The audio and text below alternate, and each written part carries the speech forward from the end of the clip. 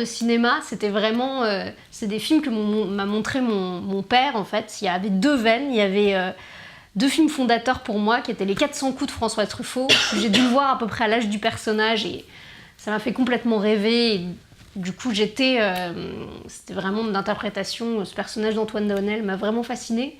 Et l'autre veine, c'était Katharine Hepburn dans L'impossible Monsieur Bébé de Howard Hawks. Je crois que le 2e jour après être arrivée à Paris, j'ai croisé Jeanne Moreau dans la rue, et là je me suis dit tiens, c'est un signe évidemment. Je m'étais inscrite au marathon parce que j'avais été au Festival de Valence l'an dernier.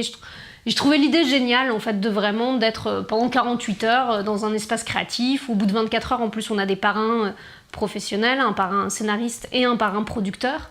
Et je trouvais que cette démarche-là était très chouette. J'avais déjà envie en fait de faire ce film parce que je pense que l'urgence, ça pousse à se reconnecter avec des choses nécessaires aussi, des envies de qu'est-ce qu'on a vraiment envie de raconter sur l'instant. Je pense que ça mobilise vraiment quelque chose. Enfin, en tout cas, moi, c'est vraiment ce qui s'est passé, d'être vraiment connecté avec ce que j'avais envie de dire et dans une urgence de le faire, et qui était très chouette. Anouk, c'est la 3e fois.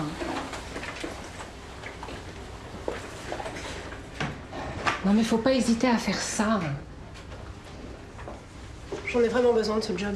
Et tout le monde en a besoin ici. J'ai eu la grande chance d'avoir la région Occitanie, parce que dans la région Occitanie, il n'y avait qu'une compagnie qui faisait des ferries, qui faisait des trajets 7 Tanger, Tanger 7, et qui, enfin bref, suite à des petites péripéties administratives, en fait, n'a pas voulu de nous. Donc en fait, on a dû trouver ce qui avait ses avantages et ses inconvénients, hein. Mais pour moi, pendant la prépa, je l'ai vécu plutôt comme un gros inconvénient de trouver des décors de ferry.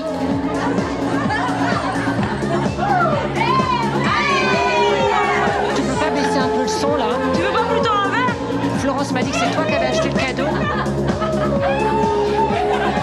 Toi, tu te dégages, t'as compris? Après, on entend votre musique jusqu'au bout. Tu sors d'où, toi? De toute façon, ça sert à rien de se réveiller avec une cabine de jouer aussi pour toi.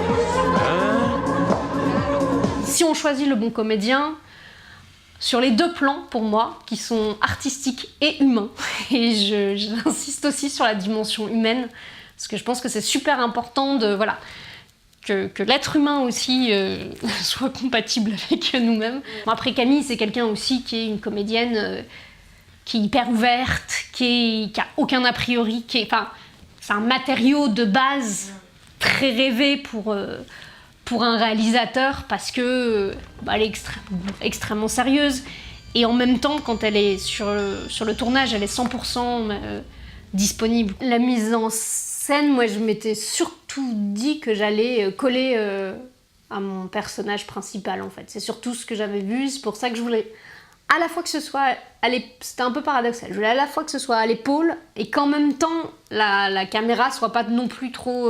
qu'on suive l'énergie du personnage sans que ce soit non plus trop saccadé en fait. Je voulais vraiment qu'on arrive à capter l'énergie de Camille au début qui doit courir partout, et après prendre un peu de distance quand elle va moins bien.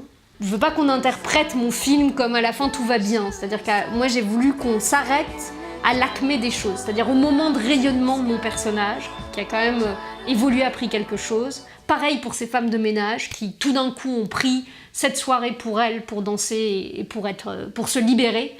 Et qu'en même temps, après évidemment, les choses vont tomber, les choses vont être beaucoup plus compliquées, il va y avoir un retour de bâton, sans doute des patrons qui vont pas du tout être contents des choses, elles vont peut-être se faire... Mais qu'on célèbre en fait, j'avais envie de rester sur la célébration de la réussite de cette lutte-là, et pas montrer comme on voit, ce qui arrive souvent après dans les films, l'après-lutte où le soufflet retombe. En fait, j'avais envie pour rendre honneur aussi à ça et à la nécessité dans nos existences auxquelles on est un peu confrontés tous les jours, justement de rien lâcher et de lutter. J'avais envie de rester sur cette image de lutte glorieuse en fait.